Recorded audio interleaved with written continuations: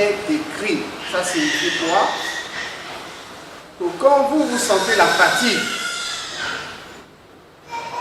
vous devez vous appuyer sur la parole de Dieu pour repousser cette fatigue. Il y a une mauvaise pensée qui débarque dans votre cœur. De jalousie, de rancune. Le Seigneur demande de pardonner. De rancune, le Seigneur dit, soyez en paix avec tout le monde, autant qu'il dépend de vous. Vous opposez cela à cette pensée qui vient en vous. Il ne s'agit pas simplement de la rejeter, mais il faut lui opposer une parole de Dieu. Est-ce que vous comprenez? Ne vous arrêtez pas à repousser la pensée. Opposez-lui la parole de Dieu. C'est ça le coup de poing qu'on décroche dans la mâchoire de Satan pour l'envoyer KO. Vous comprenez? C'est la parole de Dieu. Jésus-Christ n'est pas content de dire arrière de moi Satan. Ça c'est repousser la pensée. Il a remplacé la pensée de nourriture par une pensée de nourriture spirituelle. Selon les Écritures. Continue.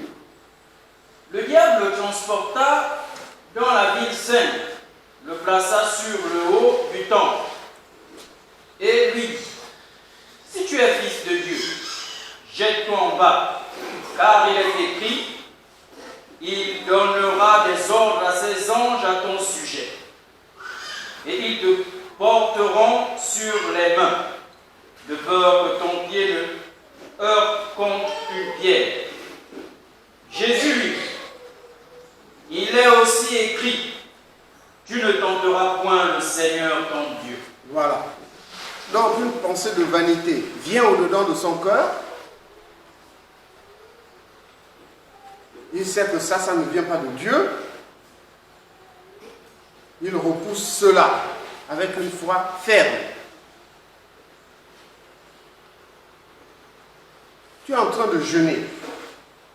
Tu sais que tu as une infirmité en toi. Mais la douleur là va partir quand?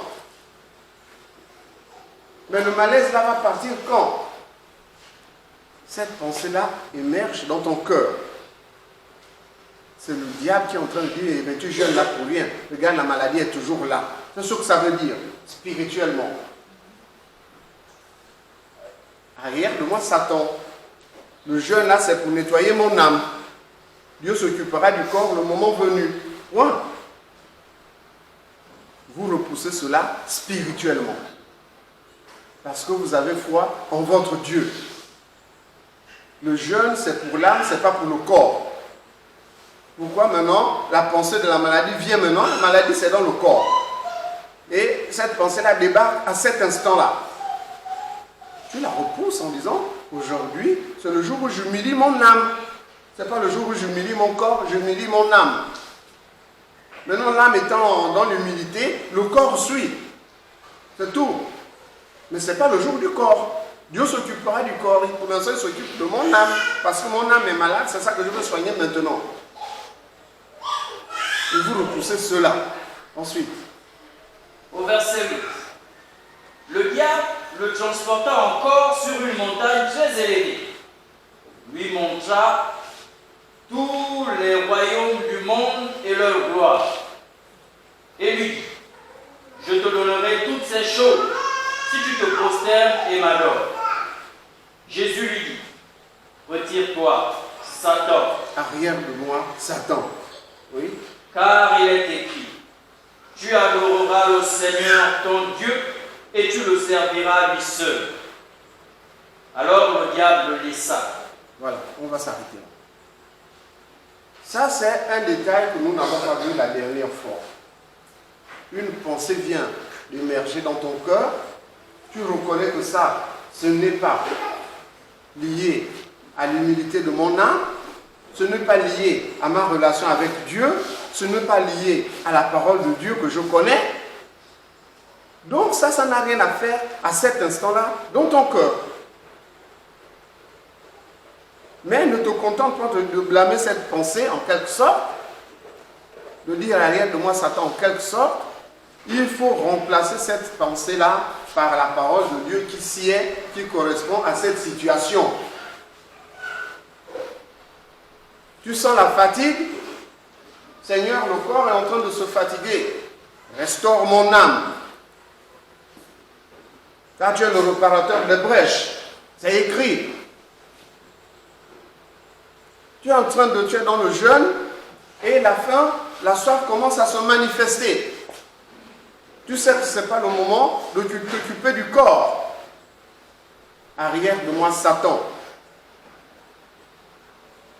Pour l'instant, je suis en train de me nourrir de la parole de Dieu. Elle régénère mon âme et régénérera aussi le corps. Toi qui suscites cette fatigue, sors de ce corps ne t'appartient pas. Et tu blâmes les démons qui sont en train de te ramener vers le corps. Ça veut dire ceci. Tu es en train de t'occuper de l'âme, mais tu ne vois pas l'état de ton corps. Voilà ce que ça veut dire. Le message en clair, c'est ça. Tu es en train de t'occuper de l'âme, mais tu ne vois pas l'état de ton corps. Maintenant, ce n'est pas le moment du corps. Point. Arrière de moi, je m'occuperai du corps quand j'aurai fini. Il n'arrivera rien à mon corps de mal. Toi, le corps, reste tranquille. Vous comprenez?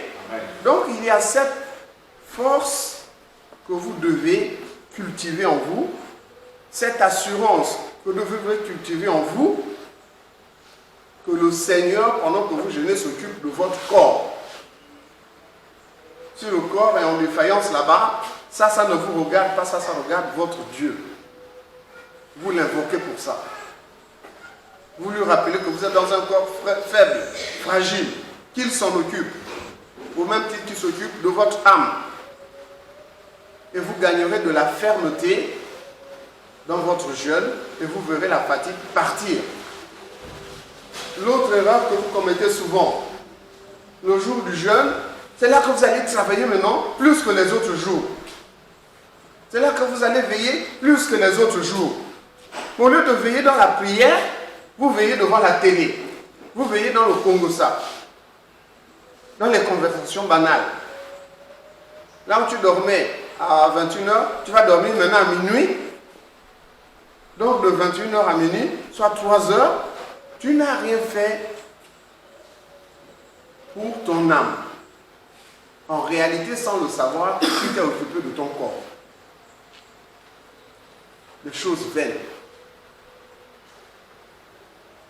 Là où tu travaillais jusqu'à 13h, 14h, tu vas travailler maintenant jusqu'à 18h. Mais il n'y a pas demain pour travailler et après-demain un autre jour.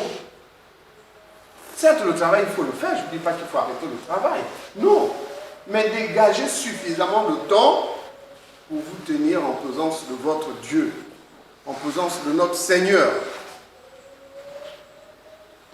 Ces choses-là, d'autres jours sont là pour ça. Dieu a réservé d'autres jours devant vous.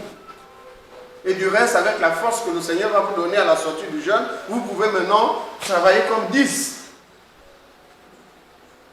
Est-ce que vous comprenez? Donc voilà l'intelligence que vous devez avoir de la vigilance. Vous devez vous souvenir, à la lumière de ce que vous avez entendu ces jours-ci, quel a été votre comportement dans les jours passés, dans les années passées, pour que vous sachiez maintenant vous repentir. Seigneur, j'étais dans l'ignorance, je ne savais pas. Et là, vous pouvez maintenant vous repentir. Pourquoi? Parce que votre linge est sale, vous voulez qu'il soit lavé. Est-ce que vous allez au travail avec les habits sales? Mais les premiers habits qu'il faut laver avant d'aller au travail, c'est le cœur. Mais vous lavez le corps, vous lavez les habits, vous repassez, vous vous parfumez. Mais la première chose qu'il fallait parfumer et laver, c'est l'âme. C'est l'âme qui est plus malade que le corps. Donc, ayez de l'intelligence. Nous avons lu Ésaïe 58 avec des versets parallèles pour comprendre comment il faut prendre un moment de jeûne. Le Seigneur vous a permis d'avoir un premier dimanche où on a exploré toute l'étendue de la situation. Nous avons repris dimanche passé pour aller dans le détail sur des choses que nous n'avons pas perçues. Aujourd'hui, le Seigneur complète en disant, lorsque vous êtes confronté à une situation qui n'est pas spirituelle, quelle qu'elle soit, attaquez-la avec la parole de Dieu.